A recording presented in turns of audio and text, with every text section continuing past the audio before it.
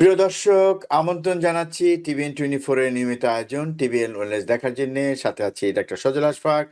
দর্শক, প্রতিটি পর্বে আমরা একটি বিষয় নিয়ে কথা বলি এবং আমাদের সাথে থাকেন বিশেষজ্ঞ চিকিৎসক। দর্শক, গত পর্বে আমরা রাগ ব্যবস্থাপনা নিয়ে কথা বলেছি এবং আমরা বলেছিলাম যে একটি পর্বে হয়তো এটা সম্ভব নয়। আজকে তার ২য় পর্ব। আজকে আমরা রাগ ব্যবস্থাপনা এবং সাথে আরো কিছু প্রাসঙ্গিক বিষয় নিয়ে আজকে আলোচনা করব। আমাদের আজকের অতিথি বরাবরের মতোই বোর্ড সার্টিফাইড সাইকিয়াট্রিস্ট টেক্সাস থেকে আমাদের সাথে যোগ দিচ্ছেন ডাক্তার খন্দকার তাহের। ডাক্তার খন্দকার তাহের, আপনাকে আমন্ত্রণ জানাচ্ছি আজকের অনুষ্ঠানে।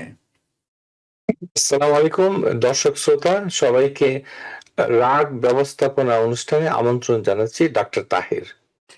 তো ডাক্তার তাহের, আপনি জানেন যে আমরা গত পর্বে ব্যবস্থাপনার একটা বিশেষ বিষয় নিয়ে কথা বলেছি, মূল বিষয়গুলো নিয়ে কথা বলেছি। আজকেও আরো কিছু আলোচনা করতে চাই সেই বিষয়টি নিয়ে। দর্শক, আপনারা জানেন যে গত পর্বে আমরা কিভাবে রাগ নিয়ন্ত্রণ করতে হয় সেই বিষয়গুলো আমরা বিভিন্নভাবে আলোচনা করেছি। আমরা স্টাফ নিয়ে আলোচনা করেছি, আমরা ৮টি পর্ব নিয়ে আলোচনা করেছি এবং আমরা এটাও বলেছি যে রাগ ব্যবস্থাপনার ক্ষেত্রে আম যার প্রত্যেকটা ব্যক্তি, মানে যে ব্যক্তি রাগ নিয়ন্ত্রণ করতে চান তাকে অংশগ্রহণ করতে হবে এবং তিনি মূলত এটাকে নিয়ন্ত্রণ করতে পারেন। কিন্তু তার বাইরেও অনেক চিকিৎসার ব্যবস্থা আছে, সেগুলো নিয়ে আমরা কথা বলছিলাম। তবে একটা বিষয় কিন্তু সত্যি, আমরা সেটা সবসময় বলছি যে রাগ কিন্তু এমন একটা বিষয়, এটাকে নির্মূল করা সম্ভব না এবং রাগ থাকবে, এটা মানুষের একটা অনুভূতির প্রকাশ। কিন্তু সেটাকে নিয়ন্ত্রণে আনতে হবে এবং যেটা যাতে করে আপনার স্বাভাবিক জীবনযাপন ব্যাহত না হয়। এবং যে আবেগগুলো আছে, কিছু আবেগ আছে মানুষের, সে আবেগগুলো থাকবেই। তো আমি এই বিষয়গুলো নিয়ে আমি অতিথির কাছ থেকেই শুনতে চাই। আচ্ছা, ডাক্তার খন্দকার তাহের, যে বিষয়গুলো আমরা জানি যে বেশ কিছু আবেগ আছে, ৪ টা আবেগ আছে যেগুলো আসলে এই রাগের সাথে ওতপ্রোতভাবে জড়িত। আপনি সেই বিষয়গুলোর যদি একটু অবতারণা করেন।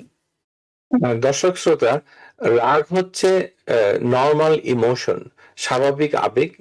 এটি মানুষের মধ্যে যে কত ৪টি মৌলিক আবেগ রয়েছে: সুখানুভূতি, হ্যাপিনেস, তারপরে ভয়, ফিয়ার, তারপরে হচ্ছে স্যাডনেস, দুঃখ, আহ, দুঃখবোধ, হুম, হুম। আরেকটি হচ্ছে রাগ। এই ৪টি, এটি প্রত্যেকটি মানুষের মধ্যেই থাকবে। এটি, এবং আমরা যে বিষয় নিয়ে খুব চিন্তিত, সেটি হচ্ছে অ্যাঙ্গার নয়, অ্যাংরি আউটবার্স্ট, অর্থাৎ যখন রাগ তার নিয়ন্ত্রণ হারিয়ে ফেলে। এই বিষয়টাই আমরা আজকে আলোচনা করব। জি।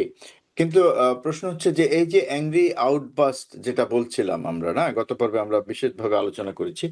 তো এর সাথে কি কোনো অসুখ, বিশেষ করে শারীরিক কোনো সমস্যা বা কোনো মনোরোগের সংশ্লিষ্টতা আছে কিনা? আপনি যদি একটা, একটা করে বলেন। অত্যন্ত গুরুত্বপূর্ণ বিষয়টি ডক্টর আশফাক বলেছেন, যে এই যে আহ, মানে অতিরিক্ত রাগ, অ্যাংরি আউটবার্স্ট, এটির সাথে শারীরিক অসুখের কিছুটা যোগাযোগ রয়েছে, যেটি আমাদের অত্যন্ত গুরুত্বপূর্ণ। যে গবেষণায় দেখা গেছে যে অ্যাংরি আউটবার্স্ট, অর্থাৎ মাত্রা অতিরিক্ত রাগ এবং আস্ফালন, উত্তেজিত হয়ে কথা বলা এবং শারীরিক কিছু কর্মকাণ্ডে নিজেকে নিপতিত করা, যেটি অনাকাঙ্ক্ষিত, এমন কিছু কথা বলা যেগুলো রাগের বহিঃপ্রকাশ, এরকম যদি হয়, তাহলে দুটো রোগের ক্ষেত্রে এটি ঝুঁকি বাড়িয়ে দিতে পারে। একটি হচ্ছে হার্ট অ্যাটাক। কোনো ব্যক্তি যদি রাগ করেন অতিমাত্রায়, তাহলে ২ ঘন্টার ভেতরে তার হার্ট অ্যাটাকের ঝুঁকি বাড়ে হচ্ছে ৫ গুণ। অর্থাৎ তার যদি আগে থেকে হার্ট অ্যাটাক হওয়ার কিছু প্রবণতা থাকে, সেক্ষেত্রে হয়তো দীর্ঘদিন ধরে হচ্ছে না, নিয়ন্ত্রণে রয়েছে, কিন্তু শুধুমাত্র রাগ করার কারণে, রাগকে নিয়ন্ত্রণে না আনার কারণে তার হার্ট অ্যাটাকের ঝুঁকিটা ২ ঘন্টার ভেতরে, রাগটা যখন শুরু হলো সেই থেকে ২ ঘন্টার ভেতরে হার্ট অ্যাটাকের প্রবণতা অথবা ঝুঁকি ৫ গুণ। আর স্ট্রোক হওয়ার প্রবণতা বাড়ে হচ্ছে ৩ গুণ। স্ট্রোক হতে পারে। এই একটা সম্পর্ক। আরেকটি সম্পর্ক হচ্ছে যে স্ট্রোকের সাথে রাগের একটি দ্বিমুখী সম্পর্ক আছে। আচ্ছা, আচ্ছা। অর্থাৎ স্ট্রোক মানে রাগের কারণে স্ট্রোক হলো, আবার কখনো যাদের স্ট্রোক হয়েছে, হুম, হুম। দর্শক শ্রোতা লক্ষ্য করুন, যাদের স্ট্রোক হয়ে গিয়েছে তিনি এখন স্ট্রোক নিয়েই বেঁচে আছেন। অর্থাৎ শরীরের কিছু অংশ অবশ হয়ে গেছে, মাথায় স্ট্রোক হয়েছে, ডাক্তাররা বলছেন সেই ব্যক্তির কিন্তু হঠাৎ হঠাৎ করে রাগ হয়ে ফেটে পড়তে পারেন। আচ্ছা। যে জিনিসটা এটা হচ্ছে এই কারণে যে মস্তিষ্কের কিছু জায়গাতে আঘাতপ্রাপ্ত হয়েছে, স্ট্রোকের কারণে ক্ষতিগ্রস্ত হয়। এই জন্য আমরা যদি দেখি যে যাদের হেড ইনজুরি অর্থাৎ মাথায় কোনো আঘাত পেয়েছে তিনিও অতিমাত্রায় রাগ করতে পারেন। আচ্ছা। সেই ক্ষেত্রে আমরা এটাকে নির্ণয় করতে পারি। তারপর রাগের সাথে বয়স ভিত্তিক যদি চিন্তাটা আমরা মানে করে নেই, সেই ক্ষেত্রে রাগের সাথে বয়সের খুব একটা সম্পর্ক নেই, তবে একটি অত্যন্ত গুরুত্বপূর্ণ সম্পর্ক রয়েছে।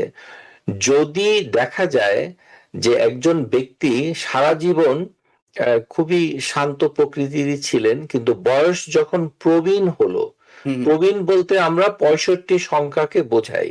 হুম, হুম। দর্শক শ্রোতা 65 আমরা বলছি হুম, হুম। যে 65 বছর বয়সে ঊর্ধ্ব জি। ব্যক্তি যদি হঠাৎ করে রাগ শুরু করে দেন তাহলে কিন্তু তদন্ত করতে হবে, অর্থাৎ নিউরোলজিক্যাল অ্যাসেসমেন্ট করতে হবে। কেননা তার ভিতরে ডিমেনশিয়া, নিউরোকগনিটিভ যে ডিমেনশিয়া কতগুলো রোগ রয়েছে মস্তিষ্কে, সেই রোগগুলো হয়তো শুরু হয়েছে। এর ও বহিঃপ্রকাশ রাগের মাধ্যমেই প্রথমে আচ্ছা। দেখা দেয়। তাহলে আমরা দেখতে পাচ্ছি। মানে তাহলে এটা তো একটা খুবই গুরুত্বপূর্ণ বিষয় ডক্টর খন্দকার তাহের। মানে জি, জি, জি। 65 বের পরে আগে খুব শান্ত প্রকৃতির ছিলেন, এখন হঠাৎ করে রেগে যাচ্ছেন। সেটার পেছনে ডিমেনশিয়া থাকতে পারে, স্মৃতিভ্রংশতা বা হ্যাঁ, আমরা যেটাকে বলি মানে সেটা হচ্ছে যে অ্যালঝেইমার্সের মানে আগের স্টেজ বা জি, জি, সাধারণভাবে জি। যদি বলি। আ মানে ডিমেনশিয়া শব্দের খুব ভালো কোনো বাংলা শব্দ নেই। হুম, হুম, আমরা যেটা বলতে চাই যে এটি একটি ম মনোরোগ, কিন্তু এটি মস্তিষ্কের আ মানে বি কিছু গুরুত্বপূর্ণ অংশের অসাড়তা অথবা কার্যহীনতার সাথে হুম, সংশ্লিষ্ট একটি আ irreversible, অপরিবর্তনীয়। অর্থাৎ যখন রোগটা শুরু হয় হুম, তখন এটি সামনের দিকেই এগুতে থাকে। কখনো পেছনে ফেরে না। মানে আগের অবস্থায় ফেরানো সম্ভব নয়। সম্ভব না। আমরা এটাকে থামিয়ে দিতে পারি অথবা এটাকে ধীর গতি করে দিতে গতিটাকে পারি। ধীর হ্যাঁ, করতে পারি। এবং এটিকে চিহ্নিত করাটা অত্যন্ত গুরুত্বপূর্ণ। তাহলে নিউ আমি অনস আরেকটু বলি মানে দর্শকদের বোঝার জন্য। তার মানে ডিমেনশিয়াতে একটা মানুষ তো ভুলে যান অনেক বিষয়, রাইট? জি। তো সেই হ্যাঁ, ভুলে যাওয়াটা ডিমেনশিয়াতে ভুলে যাবেন, কিন্তু ভুলে যাওয়াটা হয়তো পাশের যিনি থাকেন প্রিয়জন তারা হয়তো ঠিক বুঝতে পারছেন না তিনি আচ্ছা, ভুলে আচ্ছা। যাচ্ছেন। কিন্তু যদি নিউ অনসেট অর্থাৎ একজন ব্যক্তি একটা ৬২ বছর অথবা ৬৩ বছর এর কাছাকাছি চলে গিয়েছেন, হঠাৎ করে ইদানিং ঘন ঘন রাগ করছেন, উত্তেজিত হয়ে পড়ছেন, তখন তার নিউরোলজিক্যাল অ্যাসেসমেন্ট করে মস্তিষ্কের ভেতরে কতগুলো রোগ বাসা বেঁধেছে তার, এটিকে আমরা নিউরোলজিক্যাল অসুস্থতা বলে থাকি, হুম, কিন্তু হুম, তার বহিঃপ্রকাশ রাগের মাধ্যমে হচ্ছে। তাহলে আমরা স্ট্রোক, তারপরে হচ্ছে নিউরোলজিক্যাল কিছু মানে ডিমেনশিয়া জাতীয় কিছু অসুস্থতার কথা বলছি, হুম, আর বলছি ট্রমাটিক ব্রেন ইনজুরি। হুম, হুম, অর্থাৎ কারো যদি আগে থেকে আঘাতপ্রাপ্ত হন হুম, তিনি হঠাৎ হঠাৎ এরকম চটে যেতে পারেন। এই হচ্ছে শারীরিক অসুস্থতার সাথে আ আ অতিরিক্ত রাগের মানে সম্পর্ক। আরেকটি হচ্ছে মনোরোগ। মনোরোগের না ক্ষেত্রে আমি আমরা আমি ম আমি একটু ইন্টারাপ্ট করি সরি। মনোরোগে যাওয়ার আগে এই যে শারীরিক কথাগুলো বললেন, আমরা অনেক সময় বলি না বয়স্ক লোকদের যে মেজাজ খিটখিটে হয়ে গেছে, আ সেটাও কি রাগের পর্যায়ে পড়ে? মেজাজ খিটখিটে যখন আমরা বলবো তখন দেখব যে তিনি এটার মানে এটাকে কিভাবে মোকাবেলা করছেন। হুম, হুম, তিনি যদি অবস্থান পরিবর্তন করেন, কণ্ঠস্বরের মানে অনেক উচ্চতায় নিয়ে যান, হুম, হুম। তার শরীরের ভেতরে আমরা তো আগে কি বলেছি যে রাগের বহিঃপ্রকাশ যখন হবে জি, তখন তার শরীর একটু মানে উষ্ণতা লাভ করবে, গরম হয়ে যাবে। গরম হয়ে যাবে। তারপরে শরীরের মাংসপেশিগুলো, হাতের পেশিগুলো, শক্ত হয়ে যাবে। মুখের পেশিগুলো শক্ত হয়ে যাবে। তিনি এমন অশ্রাব্য, অশ্লীল অথবা উত্তেজিত হয়ে কথা বলছেন যেটি কথা বলার কথা নয়। হাত পা ছোড়াছুড়ি করছেন। তিনি উত্তেজিত হয়ে মানে কোনো কিছুকে ছুঁড়ে ফেলে দিচ্ছেন হুম, অথবা শারীরিক আক্রমণ করতে পারেন। এটি জি, এটি আসলে নির্ভর করে ওই ব্যক্তির মূল্যবোধের ওপর। যদি দেখা যায় যে তার মূল্যবোধ ততটা দৃঢ় নয়, তখন তিনি আশেপাশের লোককে শারীরিক আক্রমণ করতে পারেন। তো বুঝতে পেরেছি। সেই ধরনের রাগ যদি নতুন করে শুরু হয়, হুম, হুম। দর্শক শ্রোতা, বুড়ো হওয়ার অর্থ এই নয় যে তিনি অতিরিক্ত মাত্রায় রাগ করবেন। তখন সেটাই। কিন্তু ভয়ঙ্কর একটি রোগ তার মস্তিষ্কে বাসা বেঁধেছে।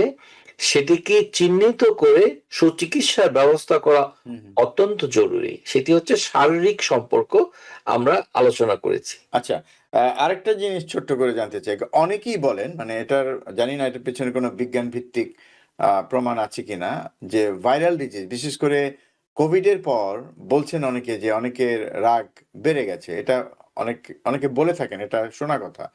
এর এ পেছনে কোনো বৈজ্ঞানিক ভিত্তি আছে? আ এটার রোগের কথা পেছনে যেহেতু বলছি আমরা। এটার পেছনে বৈজ্ঞানিক যুক্তি এখনো প্রতিষ্ঠিত হয়নি। যেটা হুম, কোভিড এর পরে যেটা দেখা গেছে যে ব্রেইন ফগ, অর্থাৎ আগের যে চিন্তা করার যে ক্ষমতা। শক্তিটা ছিল, হুম, মনোযোগটাকে রেখে দেওয়া, বিশ্লেষণ ক্ষমতা, কোনো সিদ্ধান্ত নেওয়ার সূক্ষ্মতা, হুম, হুম, হুম। তীব্রতা, এই যে মানে ব্রেইনের যে ক্যাপাসিটি, ব্রেইনটা পরিষ্কার অর্থাৎ মাথা কাজ করছে এবং পরিষ্কারভাবে তিনি যা চাচ্ছেন ব্রেইন তাতে সাড়া দিচ্ছে। সেইটাকে যদি না দেয় সেটাকে হুম, প্রচলিত কথ্য ভাষায় ব্রেইন ফগ, জি। অর্থাৎ ধোঁয়াশে, মানে তেমন কিছু মনে করতে পারছেন না, হুম, হুম, বুঝতে পারছেন না, কেমন জানি আউলা ঝাউলা হচ্ছে, হুম, এরকম হুম। একটা বিষয় বিজ্ঞানীরা পেয়েছেন কোভিড এর পরে। আচ্ছা, কিন্তু আচ্ছা। অতিরিক্ত রাগের বহিঃপ্রকাশ, যেটাকে আমরা অ্যাংরি আউটবার্স্ট বলছি। বলে থাকি, হুম। এটার সাথে কোভিড এর সম্পর্ক নেই। এখনো প্রতিষ্ঠিত হয়নি। অনেক ধন্যবাদ ডক্টর খন্দকার তাহের। এবার মনোরোগ নিয়ে বলতে চাচ্ছিলেন। হ্যাঁ, মনোরোগ নিয়ে যেটা বলতে চাচ্ছি, আমরা সেক্ষেত্রে যেটা বলবো যে ১ম এ রাগ হচ্ছে যে মানুষের একটি মৌলিক অ্যা আবেগ, ইমোশন। হুম, এটা নিয়ে মানুষ জন্ম হয়ে থাকে। সুতরাং ৬ বছর আপনি সবসময় ৬ বছরকে একটি সীমানা নির্ধারণ করুন।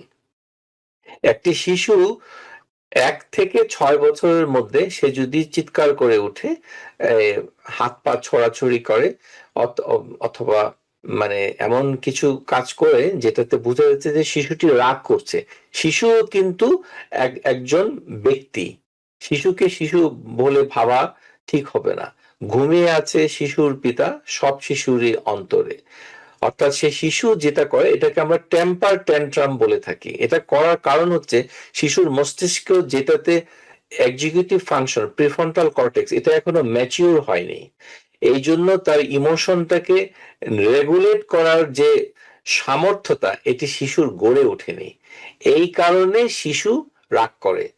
সেটা হচ্ছে টেম্পার ট্যান্ট্রাম। এটা অতিমাত্রায় যদি না হয় চিন্তার বিষয় নয়। সুতরাং আমরা এটাকে তখন এটা একটি ভিন্নভাবে এটাকে ব্যবস্থাপনা করতে হবে। হুম। প্যারেন্টিং এর বিষয় আমরা এই আসরে এটি আলোচনা করছি না। আচ্ছা। তারপরে আমরা দেখব যে বছর ৬ থেকে ১৮, ৬ থেকে ১৮ 18। এই যে বয়সের শ্রেণী বিভাগ, এই এই ক্ষেত্রে দুটো অসুস্থতা হতে পারে। একটাকে আমরা বলি ইন্টারমিটেন্ট এক্সপ্লোসিভ ডিসঅর্ডার। আরেকটিকে বলি যে মানে মুড ডিসরাপ্টেড ডিসরেগুলেশন ডিসঅর্ডার। এই যে দুটো মনোরোগ, এটি এই বয়সে ৬ থেকে ১৮ ভিতরেই পাওয়া যায়। তো এই দুটো প্রায় কাছাকাছি। ইন্টারমিটেন্ট এক্সপ্লোসিভ ডিসঅর্ডারের মানে আক্রান্ত তরুণ কিশোর অথবা কিশোরী অথবা এরকম যদি ধরে নেন, সপ্তাহে কমপক্ষে 2 দিন ভীষণভাবে রাগে ফেটে পড়ে এবং তিনি 3টি কাজের সাথে জড়িয়ে পড়েন। একটা হচ্ছে ধ্বংস, ড্যামেজ, আসবাবপত্র, থালা বাসন, কাপ পিরিচ, যে গৃহস্থালী যে বস্তুগুলো রয়েছে সেগুলোকে তিনি ছুঁড়ে ফেলেন। তারপর উত্তেজিত হয়ে তিনি কাউকে অথবা কোনো কিছুকে আঘাত করেন, শব্দ করেন। এরকম যদি দেখা যায় যে প্রতি সপ্তাহে 2 থেকে 3 বার করেন এবং এটি 3 মাস ধরে করছেন, তাহলে সপ্তাহে 2 থেকে 3 বার, আর উনি 3 মাস ব্যাপী করে যাচ্ছেন। এই বিষয়টি করার ফলে সেটা যদি 1 বছর মেয়াদ অতিক্রম করে তাহলে আমরা তার চিকিৎসা মানে করার জন্য যে সাইকিয়াট্রিস্ট রয়েছেন, মনোরোগ চিকিৎসকের কাছে শরণাপন্ন হব। অর্থাৎ এটিকে অবজ্ঞা করা চলবে না যে ইন্টারমিটেন্ট এক্সপ্লোসিভ ডিসঅর্ডার, আরেকটি হচ্ছে মুড ডিসরাপটিভ মুড ডিসরেগুলেটেড ডিসঅর্ডার। এটি হচ্ছে কৌশলগত কারিগরি নাম, আমরা এই আসরে এটাকে বলছি না। তারপরে হচ্ছে যে মানুষের পার্সোনালিটি, অর্থাৎ কোন ব্যক্তির ভিতরে এমন একটা ব্যক্তিত্ব গড়ে উঠেছে, এর ভিতরে কতগুলো ডিসঅর্ডার, অর্থাৎ এটি ব্যতিক্রম, তার ব্যক্তিটা নিজেই এরকম। এর ভিতরে হচ্ছে বর্ডার লাইন পার্সোনালিটি ডিসঅর্ডার, যেটাকে আমরা বলি সাধারণত ছেলে অথবা মেয়েদের ভেতরে এই পার্সোনালিটি ডিসঅর্ডারটা একটু বেশি পাওয়া যায় বলে গবেষণায় বেরিয়ে এসেছে। সেক্ষেত্রে তাকে বোঝার উপায় কি? সেটি হচ্ছে তিনি অ্যাবেন্ডনমেন্ট, অর্থাৎ তাকে অবজ্ঞা করছে, এটি তিনি সহ্য করতে পারেন না। আরেকটি হচ্ছে রিজেকশন, তার মতকে কেউ আমলে নেয়নি, মানে তার সাথে সে একটা কথা বলেছে, কথাটাকে আপনি অবজ্ঞা করেছেন। এই পরিস্থিতিতে তিনি খুব রিয়েক্টিভ হয়ে পড়েন, অতিমাত্রায় রাগে ফেটে পড়েন। মেয়েদের ভেতরে যারা বর্ডার লাইন পার্সোনালিটি ডিসঅর্ডার রয়েছে তাদের ভেতরে অতিরিক্ত রাগ হওয়ার সম্ভাবনা রয়েছে এবং প্রায়ই রাগ করেন এবং রাগের মাত্রা হারিয়ে ফেলেন, চিৎকার করতে থাকেন, মাথার চুল হয়তো হয়তো টানবেন না, কিন্তু এমন একটা কাজ করেন যেটি অনাকাঙ্ক্ষিত, সেটি ব্যক্তি বস্তুর উপরে একটি ধ্বংসাত্মক পরিণতি বয়ে আনতে পারে।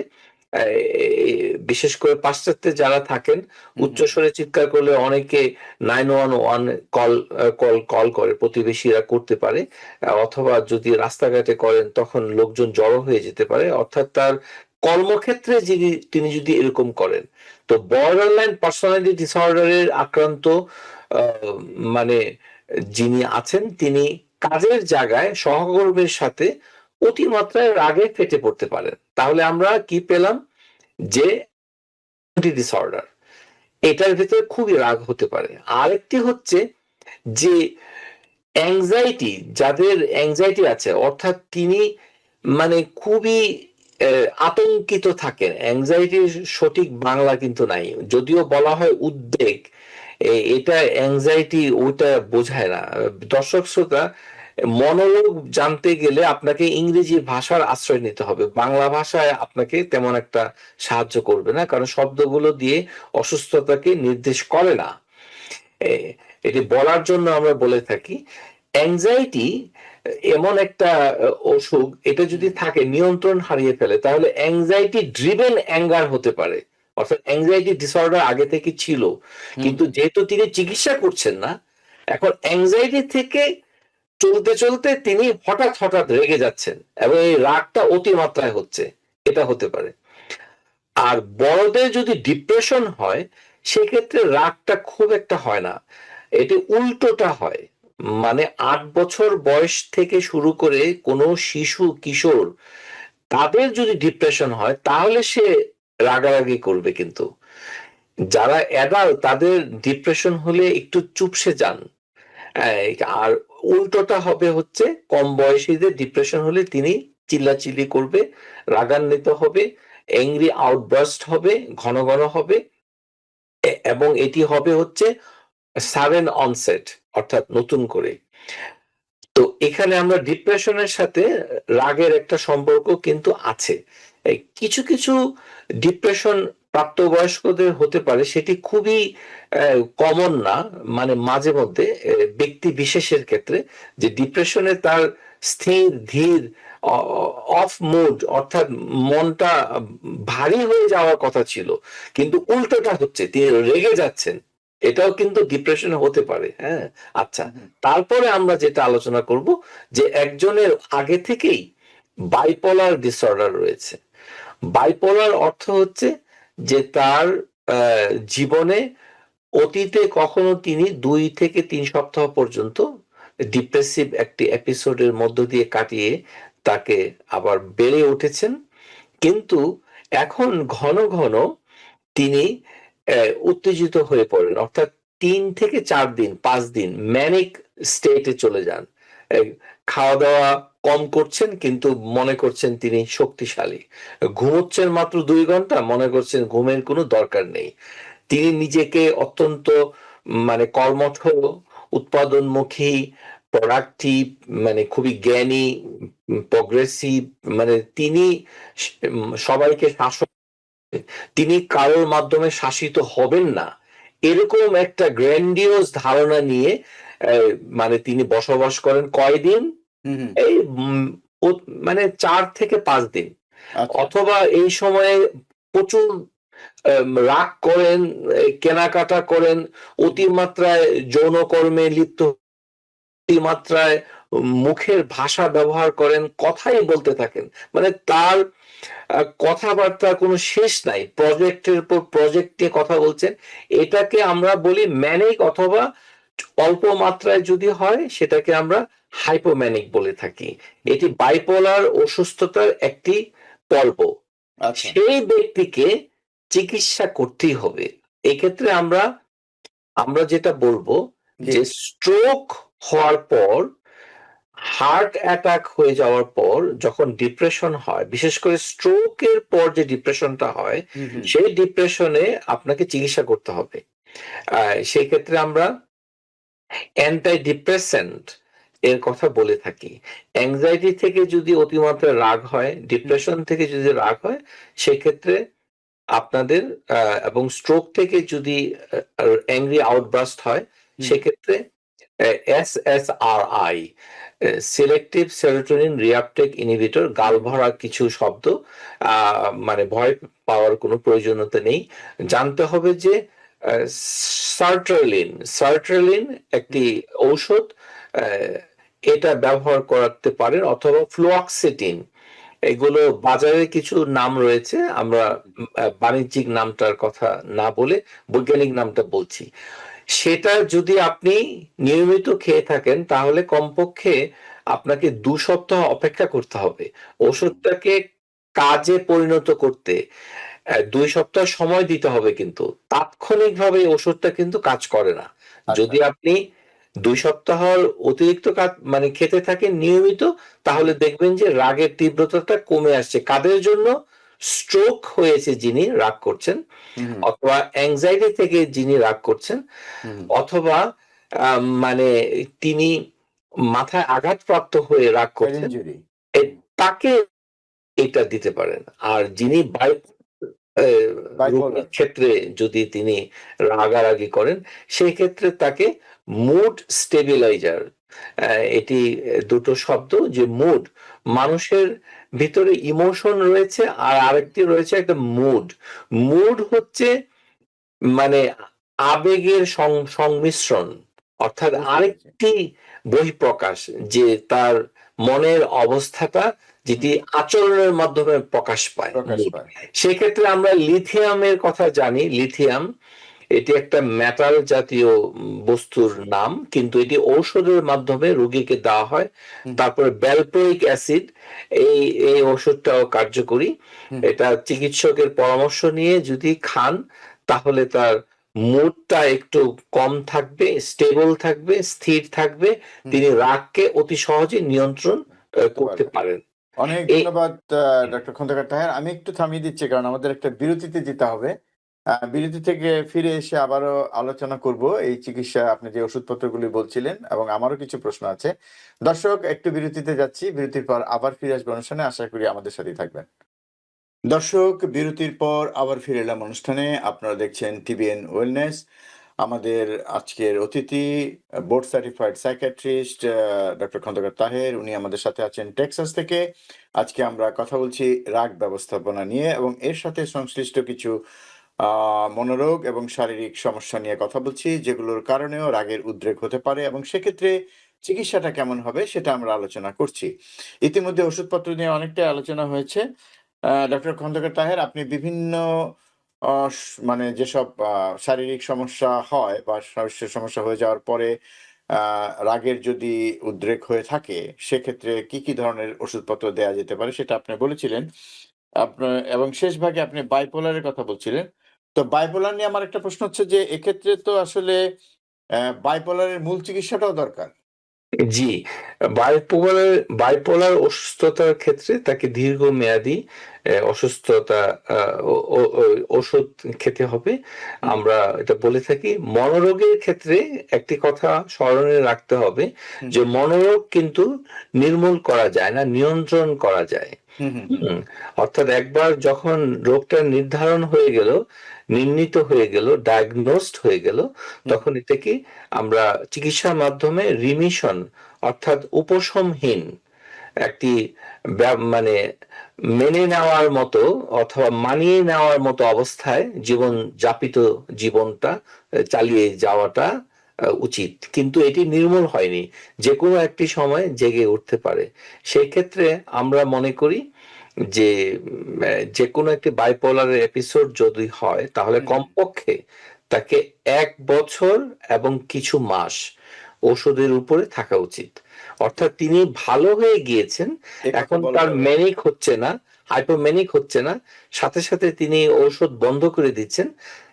তাতে কিন্তু কোনো লাভ হচ্ছে না। কিছুদিন পরে হঠাৎ করে হুম, হুম, কোনো একটা মানবিক সংকটে অ্যা অর্থাৎ যেটাকে স্ট্রেস বলে থাকি। হুম, হুম, সেটার মাধ্যমে আবার এটি উস্কে যেতে পারে এবং শুরু হতে পারে অথবা পরিবেশগত নানান কারণে হুম, অথবা এই যে মস্তিষ্কের ভেতরে যে নিউরোট্রান্সমিটার কতগুলো কেমিস্ট্রি আমাদের মস্তিষ্কে চলতে থাকে হুম, হুম।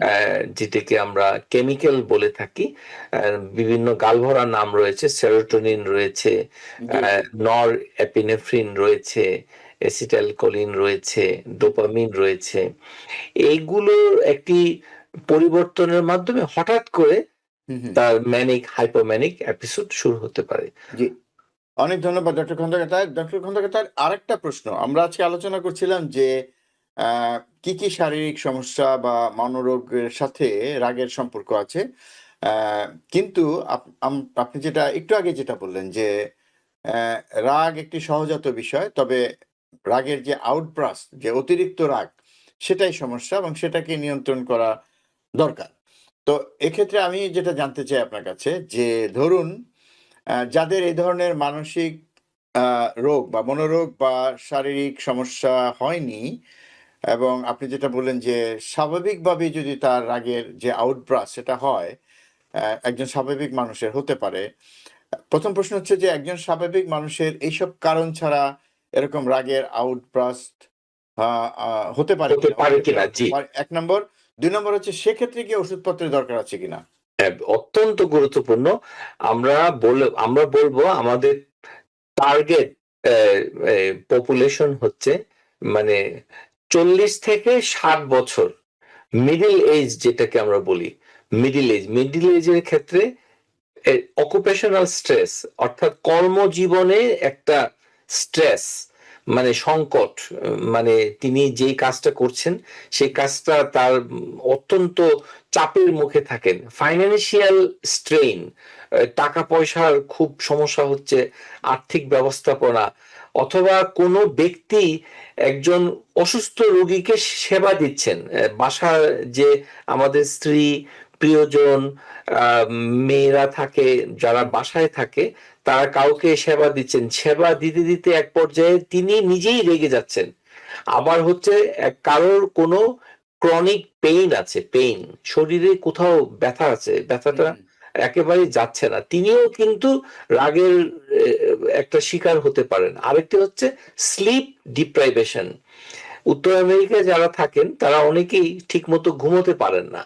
সেই ক্ষেত্রে যেমন একটি শিশু সবসময় কান্না করে, তো এই জন্য মা ঘুমোতে পারেন না, অথবা শিশুর কান্নার জন্য পিতাও ঘুমাতে পারেন না। তো পিতা বুদ্ধি করে যে আরেকটি রুমে গিয়ে ঘুমাবেন, সেই বুদ্ধির অভাব থাকে আমাদের সমাজে দুঃখজনক ভাবে। সেই ক্ষেত্রে তিনি স্লিপ ডিপ্রাইভেশন, অর্থাৎ সারা রাত তার ভালো ঘুম হয়নি। এ সকল কারণে একজন সুস্থ মানুষ, যিনি শারীরিকভাবে এবং মনোরোগের কোনো বালাই তার ভিতরে নেই, কিন্তু তিনি অত্যন্ত রেগে যেতে পারেন।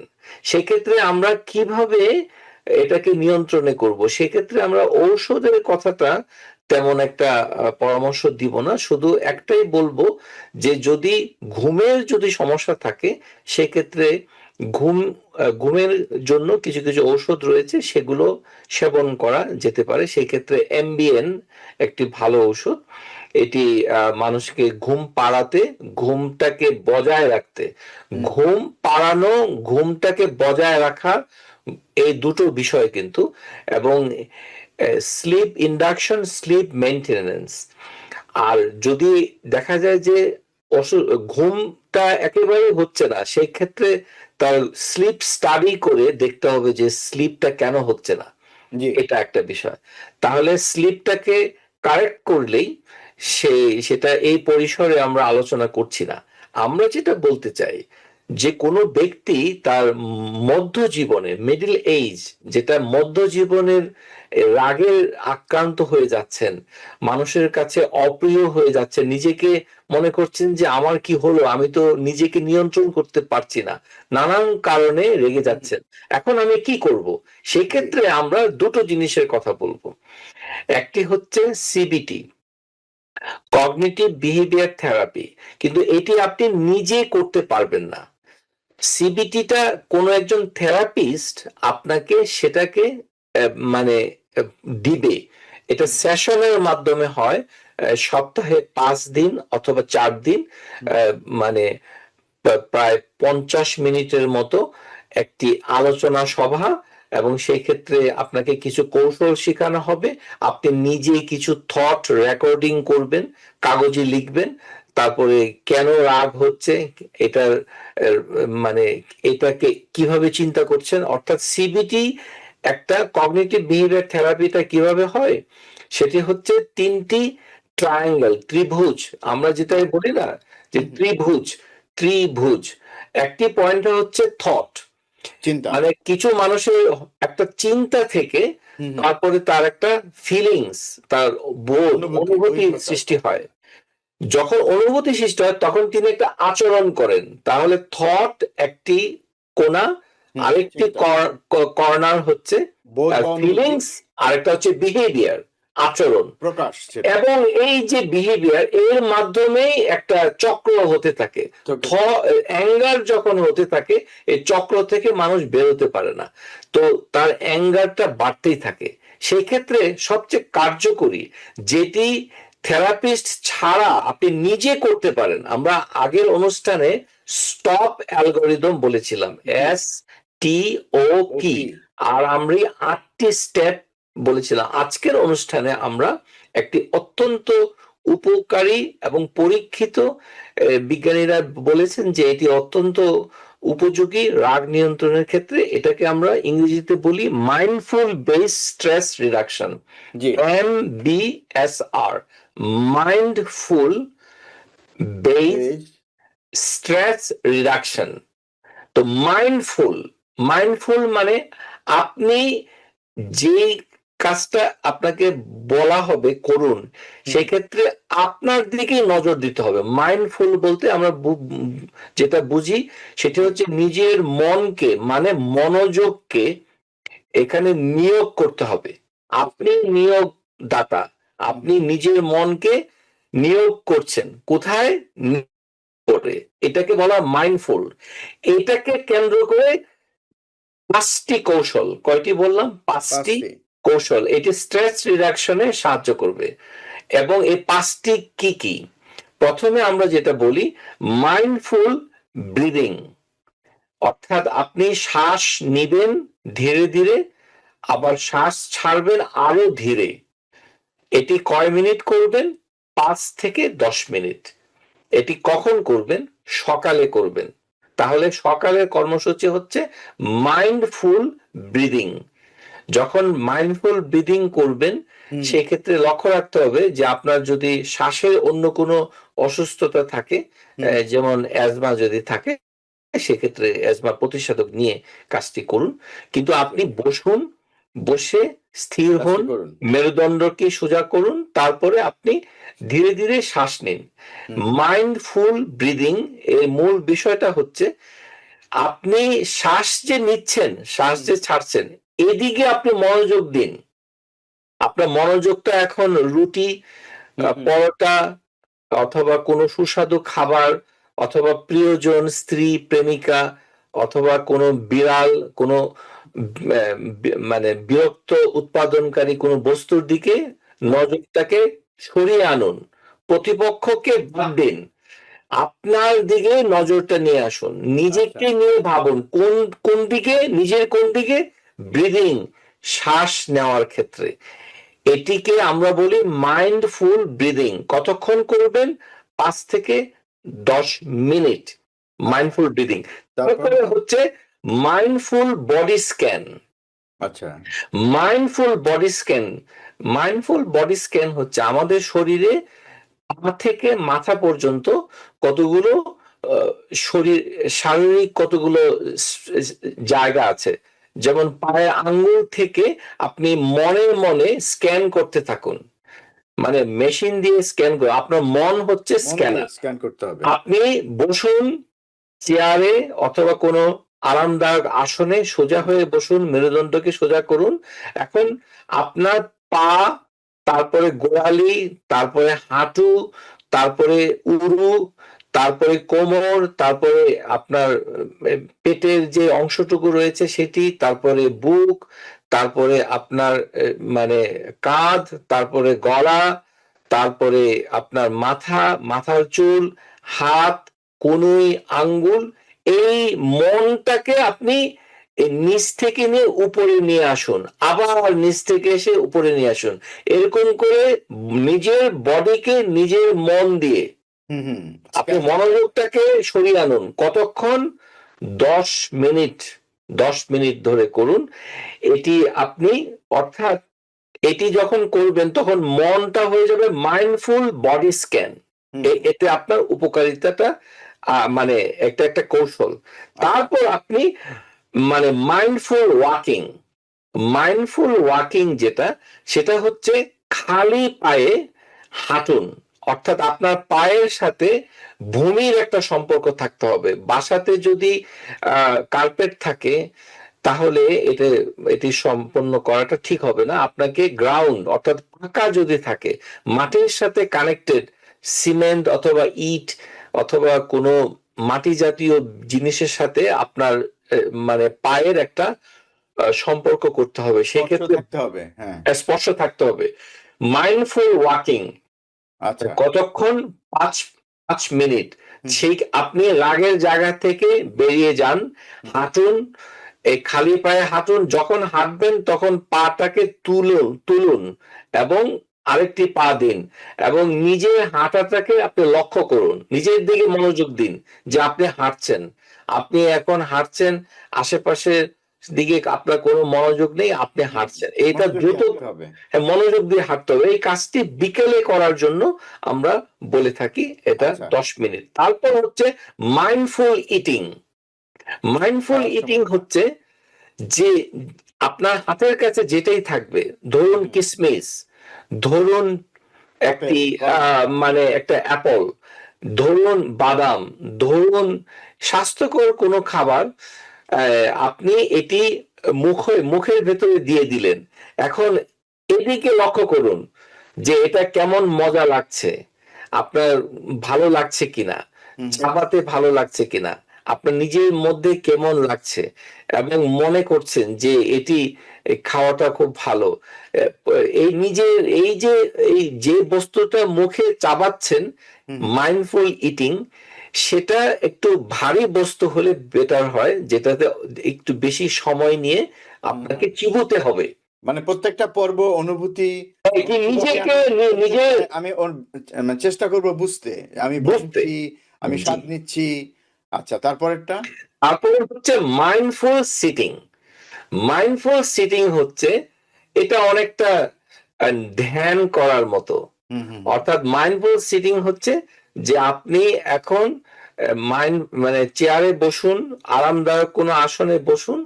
এখন চোখের যে দৃষ্টি, এটাকে একটু, চোখটাকে একটু ছোট করুন যেন বেশি দূর দেখা না যায়, আচ্ছা। অথবা চোখ বন্ধও করতে পারেন। হুম, হুম। বন্ধ করে আপনি কোনো একটা প্রীতিকর ভাবনা নিয়ে চিন্তা করুন। আচ্ছা, হ্যাঁ, আপনার চোখ যেটা বন্ধ করে। সুখানুভূতি, আপনি নিজেকে নিয়ে ভাবুন যে আপনি ছোটবেলায় খুব আদুরে সন্তান ছিলেন, অথবা আপনার সফলতার জায়গাগুলোকে একটা যেখানে সুখদ যেখানে স্মৃতি নিয়ে আপনি কল্পনা করতে হবে। সুখস্মৃতি নিয়ে কল্পনা করুন, আর এবং বাস্তবতা সেই নিয়ে দৃশ্যটাকে ভাবুন। চোখের মধ্যে ভাসাতে হবে। জি, যে বাস্তবে এটিকে আমরা বলি মাইন্ডফুল সিটিং, মানে এক ধরনের মেডিটেশনের মতো। আচ্ছা। তার মানে আমরা mindful breathing, mindful body scan, mindful walking, walking, mindful eating, mindful sitting, sitting এই 5টি যদি আমরা সকালে, মানে বিকেলে এবং সন্ধ্যায় করতে পারি করতে পারি, তাহলে রাগ নিয়ন্ত্রণটা অনেকাংশে সহজে। আপনার সহজ হয়ে যাবে, যেটি আমরা স্টপ অ্যালগরিদমে বলেছিলাম। স্টপ অ্যালগরিদমটা লক্ষ্য করুন, এখানে 3টি জিনিসের সমাহার এই মাইন্ডফুল বেস স্ট্রেস রিডাকশনে এসেছে। সেটি কি? যে অ্যাটেনশন, অ্যাওয়ারনেস, অ্যাকসেপ্টেন্স। অ্যাটেনশন হচ্ছে থামুন, ভাবুন, মেনে নিন। মেনে নিন। থামুন, স্টপ। ভাবুন, চিন্তা করুন, থট। Stop, thought. তারপর হচ্ছে মেনে নিন। থামুন, ভাবুন, মেনে নিন। যদি আপনি কোনো একটি ঘটনার পরিপ্রেক্ষিতে না থামেন, চট করে রিয়েক্টিভ হয়ে যান, অর্থাৎ এটা প্রতিক্রিয়ায় আপনি হয় মুখ ফসকে কিছু বলছেন, অথবা হাত দিয়ে পা দিয়ে কিছু করছেন, তাহলে কিন্তু রাগ আর আপনার নিয়ন্ত্রণের বাইরে চলে যাবে। চলে সেক্ষেত্রে যাবে। আমরা বলেছি যে এটা অ্যামিগডালা হাইজ্যাকিং, অর্থাৎ মস্তিষ্কের সামনের দিকে থাকে হচ্ছে প্রিফ্রন্টাল কর্টেক্স, আর জি। ভেতরের দিকে থাকে অ্যামিগডালা। এই অ্যামিগডালা। অ্যামিগডালা এই প্রিফ্রন্টাল কর্টেক্সকে হাইজ্যাক হাইজ্যাক করে করে নিয়ে গেল। ফেলবে। সেই ক্ষেত্রে অ্যামিগডালা আপনার অনিয়ন্ত্রিত ইমোশনকে আর রেগুলেট করতে দিবে না। সেক্ষেত্রে সে তার ইচ্ছা মতো হুম, হুম। আপনাকে নিয়ন্ত্রণ করবে। অর্থাৎ আপনি আপনার নিয়ন্ত্রণ, আপনাকে আপনি আপনার দ্বারা নিয়ন্ত্রণ নিয়ন্ত্রিত হারিয়ে হচ্ছেন ফেলবো না, আসলে। আচ্ছা, বরঞ্চ মস্তিষ্কের একটা অংশ আপনাকে নিয়ন্ত্রণ করছে। নিয়ন্ত্রণ করছে। ডক্টর খন্দকার অনেক ধন্যবাদ। তার মানে যেটা বুঝলাম যে আমরা গত পর্বে যেটা আলোচনা করেছি স্টপ, এবং সেই স্টপের সাথে যদি আজকে আপনি যেটা বললেন যে মাইন্ডফুল বেস স্ট্রেস রিডাকশন, এটাকে যদি আমরা যোগ করতে পারি এবং এই প্র্যাকটিসটা যদি কেউ করেন, তাহলে আমার মনে হয় যে নিজেই নিজের রাগ, এই যে অতিরিক্ত রাগটাকে আমরা নিয়ন্ত্রণ করতে পারবো। আমার মনে হয় যে খুবই প্র্যাকটিক্যাল একটা আলোচনা হলো, যা থেকে রোগীরা হয়তো সরাসরি, রোগী আমি বলতে চাই না, তো রোগ না। তো উপকৃত হবেন। ডক্টর খন্দকার তাহের অনেক ধন্যবাদ। খুব প্রাণবন্ত ভাষায়, সহজ ভাষায় এই বিষয়গুলোকে তুলে ধরার জন্যে। আমার মনে হয় যে আমাদের দর্শকরা অবশ্যই উপকৃত হবেন। আমি দর্শকদের বলছি, আপনারা যদি অতিরিক্ত রাগ নিয়ন্ত্রণ করতে চান, এটা প্র্যাকটিস করুন। তাহলে আসলে আমরা তো আসলে সবার সাথে সুসম্পর্ক চাই, তাই না? তো আমি অযথা কেন কারো সাথে একটা বাজে সম্পর্কে জড়াবো? কাজেই রাগ যদি তার অন্তরায় হয়, আমরা সহজেই সেটাকে দূর করতে পারি, এবং আমরা সমাজ, পরিবার এবং অন্যান্য ক্ষেত্রেও, আমরা কর্মক্ষেত্রেও আমরা একটা সুন্দর সম্পর্ক, অনাকাঙ্ক্ষিত রাগকে আমরা পরিহার করতে পারবো। ডক্টর খন্দকার তাহের, আপনাকে আবারও ধন্যবাদ। আশা করি ভবিষ্যতে আমরা বিভিন্ন বিষয় নিয়ে আপনার সাথে আমরা কথা বলব। সবাইকে ধন্যবাদ। দর্শক, এতক্ষণ যারা আপনারা আমাদের সাথে ছিলেন, আপনাদেরকে অনেক ধন্যবাদ। আমরা চেষ্টা করেছি রাগ ব্যবস্থাপনা এবং এর সাথে কিছু বিষয় যেগুলো আপনারা প্র্যাকটিস করতে পারেন, সেগুলো আজকে আমরা আলোচনায় তুলে ধরেছি। সেগুলো যদি আপনারা অনুসরণ করেন, অবশ্যই আমার ধারণা আপনারা উপকৃত হবেন। তো আজ এখানে বিদায় নিচ্ছি। আগামীতে আবার দেখা হবে অন্য কোনো বিষয় নিয়ে। সবাই ভালো থাকবেন, সুস্থ থাকবেন। আল্লাহ টিবিএন 24 টেলিভিশন দেখতে আজই কল করুন 7187776556। লগ ইন করুন www.totalcablebd.com। নিউ ইয়র্ক থেকে সম্প্রচারিত টিবিএন 24 টেলিভিশন বিশ্বজুড়ে বাঙালির কণ্ঠস্বর।